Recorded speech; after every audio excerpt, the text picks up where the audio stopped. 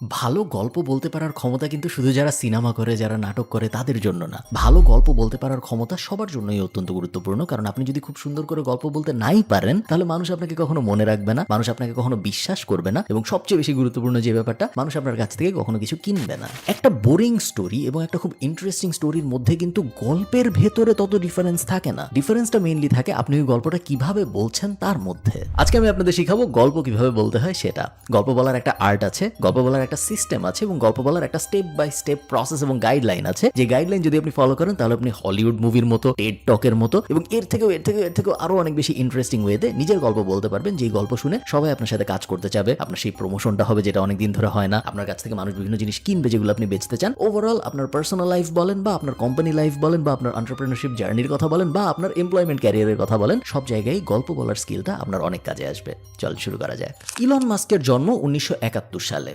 এটা একটা ফ্যাক্ট, এবং এই ফ্যাক্টটা আপনার কয়েকদিন পর আর মনে থাকবে না। কেন মনে থাকবে না? তার কারণ এটা আমি আপনাকে গল্পের মতো করে বলি নাই। এখন যদি আমি আপনাকে বলি ইলন মাস্কের জন্ম এমন একটা সময় হয়েছে যখন বাংলাদেশেও খুব ক্রুশাল একটা জিনিস চলতেছিল, সেটা হলো মুক্তিযুদ্ধ। হ্যাঁ, ইলন মাস্ক এবং মুক্তিযুদ্ধ দুইটা একই সময়ে হয়েছে। একই জিনিস, একটা শুধুমাত্র ফ্যাক্ট হিসেবে বলা হলো এবং আরেকটা একটু গল্পের স্টাইলে বলা হলো। সেকেন্ডটা যারা শুনবে তাদের এই জিনিসটা মনে রাখার সম্ভাবনা অনেক অনেক বেশি।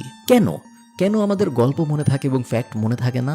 আমাদের হিউম্যান ব্রেইন ন্যারেশন এবং স্টোরি টেলিং এর জন্যই বানানো হয়েছে, ফ্যাক্ট মনে রাখার জন্য বানানো হয় নাই। এনশিয়েন্ট টাইম থেকে আস্তে আস্তে যখনই হিউম্যান ব্রেইন ডেভেলপ করেছে, যখনই সে কোনো ফ্যাক্ট নিয়েছে, সেই ফ্যাক্টটাকে সে একটা স্টোরির ভেতরে এমবেড এবং র্যাপ করেই নিজের মাথার মধ্যে স্টোর করেছে। এবং এইটা করতে করতে করতে করতে আমাদের ব্রেইন এখন এমন একটা পর্যায়ে এসেছে যে কোনো একটা ফ্যাক্ট আইসোলেটেড ফ্যাক্ট হিসেবে যদি আমাদের কাছে আসে, তাহলে আমাদের সেটা মনে থাকে না। এই কারণে ওটাকে গল্প দিয়ে মোড়ায় নিজেদের কাছে আনতে হয়। যখন আমরা ভালো একটা গল্প শুনি, তখন আমাদের ব্রেইন থেকে ডোপামিন রিলিজ হয়। আমাদের ব্রেইন মনে করে সে একটা ভালো কাজ করেছে, একটা ইন্টারেস্টিং কাজ করেছে এবং একটা এক্সাইটমেন্ট ওয়ালা কাজ করেছে। আপনি জানেন যে আপনার ছোটবেলায় কি হয়েছিল? আপনার মাকে যদি আপনি যে জিজ্ঞেস করেন তার ছোটবেলায় কি হয়েছিল, এগুলো সবাই সে বলতে পারবে। কিন্তু গত সপ্তাহে পত্রিকার পাতায় হেডলাইন কি ছিল, এটা কিন্তু আমরা কেউ বলতে পারবো না। তার কারণ আমরা গল্প মনে রাখি, আমরা আন্দাজে ফ্যাক্ট মনে রাখি না। এই ভিডিওর স্পন্সর ট্যাপ, যেটা বিদেশ থেকে দেশে টাকা পাঠানোর একটা অ্যাপ।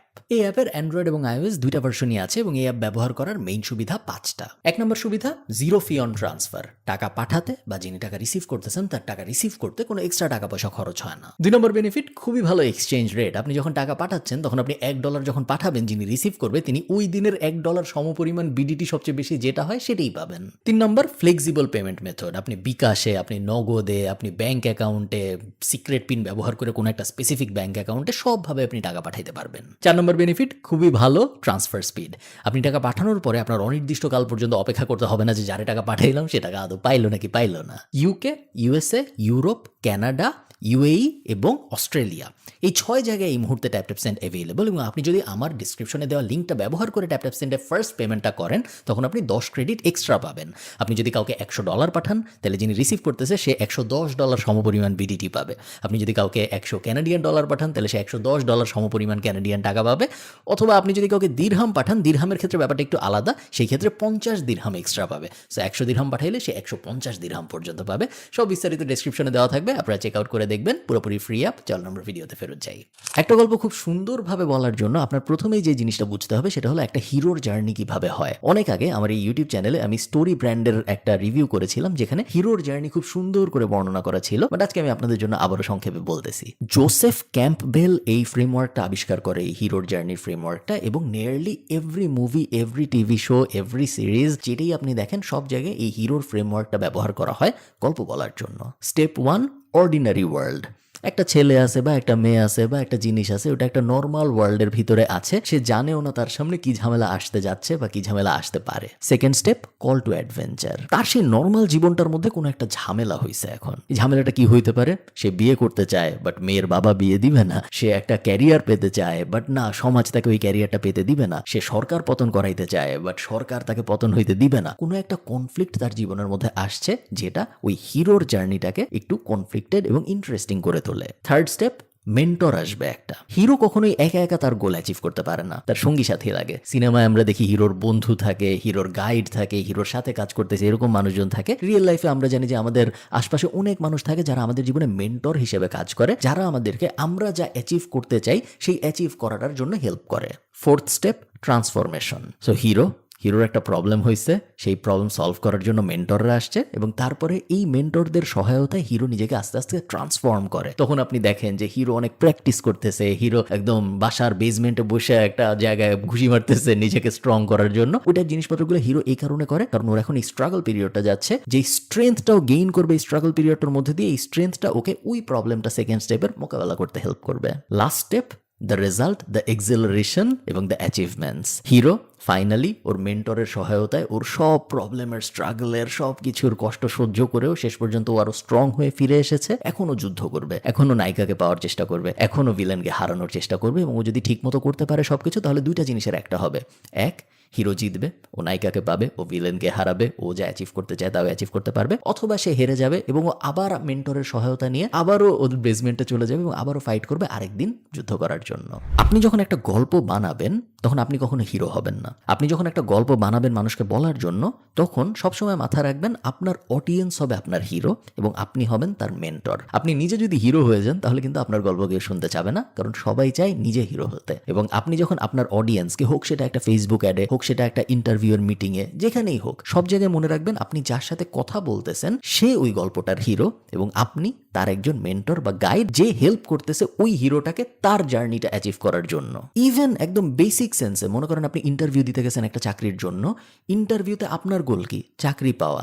যে ইন্টারভিউ নিচ্ছে তার গোল কি? তার গোল হইলো একটা ভালো ক্যান্ডিডেটকে সিলেক্ট করা। সো আপনি কখনোই যে বলবেন না যে আমি ভালো, আমাকে নেন, ইত্যাদি ইত্যাদি। আপনি সবসময় জিনিসটা তার অ্যাঙ্গেল থেকে চিন্তা করবেন, কারণ সে হিরো। আপনি as a guide, as a mentor তাকে হেল্প করবেন কিভাবে সবচেয়ে ভালো ক্যান্ডিডেটটা সিলেক্ট করা যায় ওই জবের জন্য, এবং এই সিনারিওতে সবচেয়ে ভালো ক্যান্ডিডেটটা হইলেন আপনি নিজেই। আমি একটা বিজনেস শুরু করছি এবং আমার বিজনেস অনেক সাকসেসফুল। এটা খুব বোরিং একটা গল্প, এই টাইপ গল্প কেউ বলবেন না।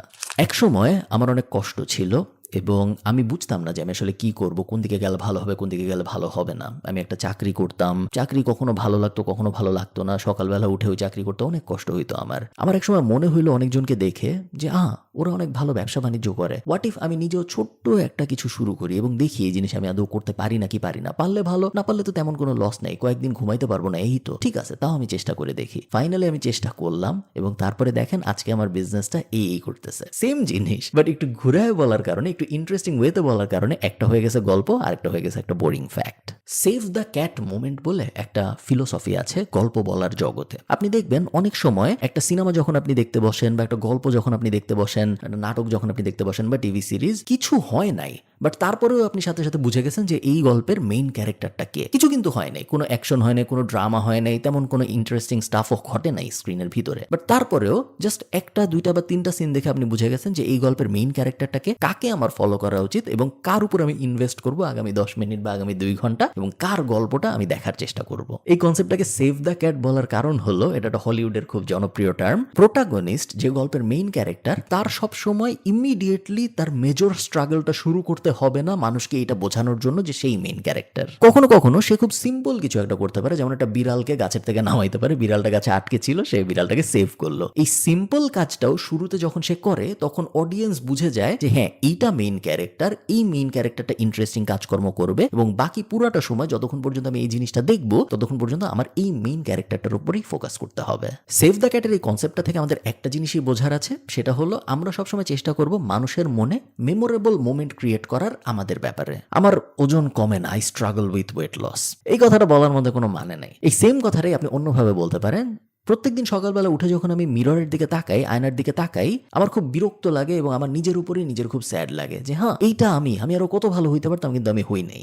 গোলটা হলো মানুষের মনে আমাদের ব্যাপারে মেমোরেবল মোমেন্ট সৃষ্টি করার জন্য। আমি যদি সিম্পলি বলতাম যে ভাই আমি মোটা হয়ে যাচ্ছি, আমি শুকানোর চেষ্টা করতেছি, ওটা তেমন কোনো ইন্টারেস্টিং মোমেন্ট ক্রিয়েট করে না মানুষের মনে। কিন্তু এই সেম কথাই যদি আমি বলি যে ভাই আপনি কি কখনো আয়নার দিকে তাকাইছেন সকালবেলা উঠে? আমি প্রত্যেকদিন তাকাই এবং আমি যা দেখি আমার ভালো লাগে না। আপনার কি কখনো এরকম হয়েছে? সেম কথা, সেম ইমোশন, বাট বলার ধরনের ডিফারেন্সের কারণে, স্টোরি ব্যাপারটা চলে আসার কারণে সেকেন্ডটা অনেক বড় লাস্টিং ইম্প্যাক্ট ক্রিয়েট করবে, যেটা ফার্স্ট সেটটা কখনো করবে না। এবং আমাদের গোলই এটা আমাদের গোল হলো লাস্টিং ইমপ্রেশন যেন আমরা ক্রিয়েট করতে পারি, কারণ যে আমাদের মনে রাখে না সে আমাদের কাছ থেকে কখনো কিছু কিনবে না। যে আমাদের মনে রাখে না তার ইউনিভার্সের মধ্যে আমাদের কোনো জায়গা নেই, যেই কারণেই তাদের ইউনিভার্সের সাথে আমাদের কোনো লেনাদেনই কখনো হবে না, যেটা আমরা চাই না। একটা বই আছে মেড টু স্টিক নাম, এবং নাম শুনে আপনারা বুঝতে পারতেছেন কিভাবে কিছু স্টিক করে, এটা নিয়ে মনে হবে বইটা। এবং এক্স্যাক্টলি তাই, কোনো একটা গল্প কেন মানুষের অনেক দিন পর্যন্ত মনে থাকে ভার্সেস কোনো একটা গল্প কেন যেন আমরা শুনে কিছুদিন পরে ভুলে যাই, ডিফারেন্সটা আসলে কি? কোনো গল্প কেন অনেকদিন মনে থাকে এবং কোনো গল্প কেন থাকে না, কোনো গল্প কেন আমাদের সাথে স্টিক করে? টার্নস আউট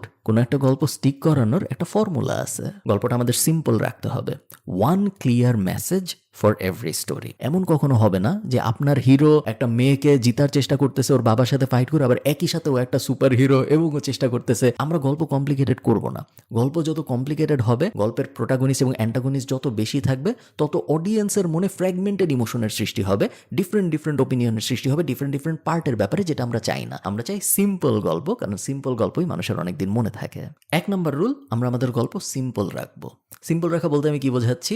আমাদের গল্পতে কখনো আমরা বেশি অ্যাঙ্গেল যুক্ত করব না। যেমন ধরেন আপনি একটা ফেসবুক অ্যাড বানাচ্ছেন একটা খাবারের জন্য, আপনি একের বেশি দুইয়ের বেশি 3টা অ্যাঙ্গেল যখন যুক্ত করবেন, আপনি দেখবেন আপনার কনভার্সন আস্তে আস্তে খারাপ হওয়া শুরু করবে। আমার খাবার অনেক মজা, এই খাবার যদি খান আপনার অনেক ভালো লাগবে। হিরোকে আমরা বলতেছি যে হিরো যদি ওই খাবারটা খায় তাহলে হিরোর অনেক মজা লাগবে, এবং আমরা মেন্টর হিসেবে হিরোকে গাইড করতেছি ওই খাবারটা খাওয়ার জন্য। একই সাথে যদি আমরা এখন এটাও বলি আমাদের খাবার দেখতে অনেক সুন্দর, আমাদের খাবার যদি আপনি খান তাহলে আপনার ওয়েট লস হবে, আমাদের খাবার যদি আপনি খান তাহলে আপনি কালকে বিয়ে করতে পারবেন।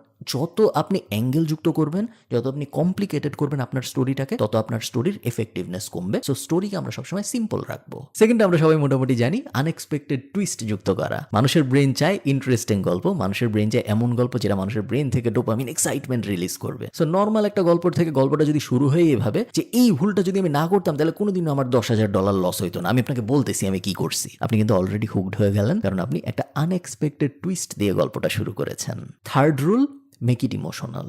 আপনার গল্প যদি ইমোশনাল না হয়, আপনার গল্পের ভেতর যদি ইমোশন না থাকে, সেই ক্ষেত্রে আপনার গল্প কোনোদিনও স্টিক করবে না। মানুষ যে এইসব হেডলাইন শেয়ার দেয় আপনি অনেক দেখছেন না, যে এই সিইওটা 90% কোম্পানির ফায়ার করে দিছে, ওগুলো ভাইরাল হয়ে যায়। কেন হয়? কারণ ওগুলো ইমোশন ট্রিগার করে। আর্নিং কল তো রেগুলার পাবলিশ হয় কোম্পানির, কোম্পানি প্রত্যেকদিন রেগুলার কাউকে না কাউকে ফায়ার করতেছে, ওগুলো কিন্তু নিউজ হয় না। নিউজ হয় তখনই যখন একটা ইমোশন অকারিং ইভেন্ট হয়, কারণ মানুষ ইমোশনের সাথে রিলেট করতে পারে, ফ্যাক্টের সাথে না।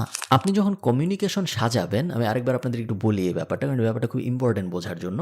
সবসময় মাথায় রাখবেন, আপনার যে কোম্পানি, আপনার যে প্রোডাক্ট বা সার্ভিস, সে নিজে কখনো হিরো হওয়ার চেষ্টা করবে না ওই গল্পে। সে যদি নিজে হিরো হওয়ার চেষ্টা করে তাহলে সে কখনোই ভালো করতে পারবে না। নাইকি কিন্তু হিরো না, নাইকি একটা মেন্টর, নাইকি একটা গাইড যে অ্যাথলেটদের দৌড়াইতে হেল্প করে। অ্যাথলেটরা হিরো, নাইকি এবং নাইকির জুতা গাইড বা হেল্পিং হ্যান্ড, যেই হেল্পটা অ্যাথলেটদের হচ্ছে এই জুতাটা পরার কারণে ভালো মতো দৌড়াইতে, ওরাই হিরো। আমরা জাস্ট হেল্প করতেছি ওদের। We are the best software company in this world, এটা আমরা কখনোই বলবো না। আমরা বলবো we help entrepreneurs do their best work with our software. আমরা হিরো না, আমরা জাস্ট সাপোর্ট, আমরা জাস্ট গাইড, আমরা হেল্প করতেছি যাকে, সে হইল গিয়া হিরো। এবং এই ব্যাপারটা যদি আপনি না ভুল করেন তাহলে আপনার কোম্পানি দেখবেন মার্কেটিং মেসেজিং এর দিক থেকে অনেক দূর পর্যন্ত যেতে পারবে। একটা বই আছে ক্রিস ভসের, নেভার স্প্লিট দ্য ডিফারেন্স। এটা নেগোসিয়েশন নিয়ে খুব জনপ্রিয় একটা বই, এবং ক্রিস ভস হইল FBI এর হস্টেজ নেগোসিয়েটর ছিল, এবং অনেক আগে পড়ছি আমি, বাট ওটার খুব কয়েকটা কি পয়েন্ট আছে যেগুলা আমার মনে হয় আপনাদের খুব কাজে আসবে স্টোরি টেলিং এর ক্ষেত্রে। 1 নম্বরটা হলো স্টোরি টেলিং এর খুব অবভিয়াস এবং খুব সহজ একটা রুল আছে যেটা সেলসে অনেক ইউজ হয়, সেটা হলো মিররিং। মিররিং মানে হইলো একজন যখন আপনাকে কোনো একটা অবজেকশন দিবে, সেম অবজেকশনটা আপনি যখন তাকে আবার বলবেন, তখন সে ওই ব্যাপারটাকে রিথিঙ্ক করে, এবং এই রিথিঙ্ক করার কারণে অনেক সময় ওই লোকটা যে কনভার্ট হইতো না সে কনভার্ট হয়ে যায়। যেমন একটা এক্সাম্পল দিই আমি আপনাদের। মনে করেন একজন এসে বলছে যে আপনি ধরেন তাকে ফেসবুক অ্যাড বিক্রি করতে গেছেন, বা আপনি তাকে মধু বিক্রি করতে গেছেন, সে বলছে যে না আমি মধু কিনবো না। আপনি তখন তাকে যদি বলেন তার কথাটাই আবার যে হ্যাঁ আপনি মধু কিনবেন না, সেম কথা উনি যেটা বলছে আপনি সেটাই আবার ওনাকে বলতেছেন, বাট জাস্ট এই যে রিপিট থটটা ওনার মাথার মধ্যে আসলো, এই কারণে ওই জায়গায় দেখা যায় 10 থেকে 20% কনভার্ট হয়ে যায়, উল্টার ইমোশন চলে আসে যে না ঠিক আছে আমি কিনবো। লাস্টে একটা জিনিস সবসময় মাথায় রাখবেন, কোনো একটা গল্পের ভিতরে যদি অ ফ্যাক্টর না থাকে, AWE অ ফ্যাক্টর না থাকে, কোনো একটা গল্পের ভিতরে যদি অ্যাঙ্গার ফ্যাক্টর না থাকে, এবং কোনো একটা গল্পের ভিতরে যদি এক্সাইটমেন্ট ফ্যাক্টর না থাকে, তাহলে ওই গল্প কখনোই ভাইরাল হবে না, ওই গল্প কখনোই মানুষ অনেকদিন পর্যন্ত মনে রাখবে না। সো গল্প শুনে মানুষের অ ফ্যাক্টর আসতে হবে, ইন্সপায়ার্ড ইনস্পায়ার্ড হইতে হবে, অথবা ইন্টারেস্টেড হইতে হবে, অথবা মোটিভেটেড হইতে হবে। গল্পটা শুনে মানুষের রাগ হইতে পারে, অ্যাঙ্গার ফ্যাক্টর আসতে পারে, অথবা গল্পটা শুনে মানুষের এক্সাইটমেন্ট ফ্যাক্টরস আসতে পারে। এই তিনটার কোনো একটা যদি না থাকে, একের বেশি যদি থাকে তাহলে আরো ভালো, বাট কোনো একটা যদি না থাকে তাহলে আপনার ওই গল্প খুব বেশি দূর যাবে না। আশা করি আপনাদের এই স্টোরি টেলিং মাস্টার ক্লাসটা ভালো লাগছে। গল্প বলা আমার খুব পছন্দের একটা কাজ, আপনারা হয়তো অনেকেই জানেন, এবং আমি গল্প বলা নিয়ে বেশ রিসার্চ করি যে কিভাবে কোনো একটা কিছু বললে অনেক মানুষ শুনবে ভার্সেস কিভাবে কিছু বললে কেউ শুনবে না, এবং আমি এগুলোর অনেকগুলা স্ট্র্যাটেজি অ্যাপ্লাই করি আমার গল্প বলার সময়, এবং তার অনেক কিছুই হয়তো কাজ করে, অনেক কিছু আবার হয়তো করে না। আমিও কনস্ট্যান্টলি শিখতেছি। ভালো থাকেন সবাই, সবার সাথে আমার দেখা হবে পরের কোনো একটা ভিডিওতে। টাটা।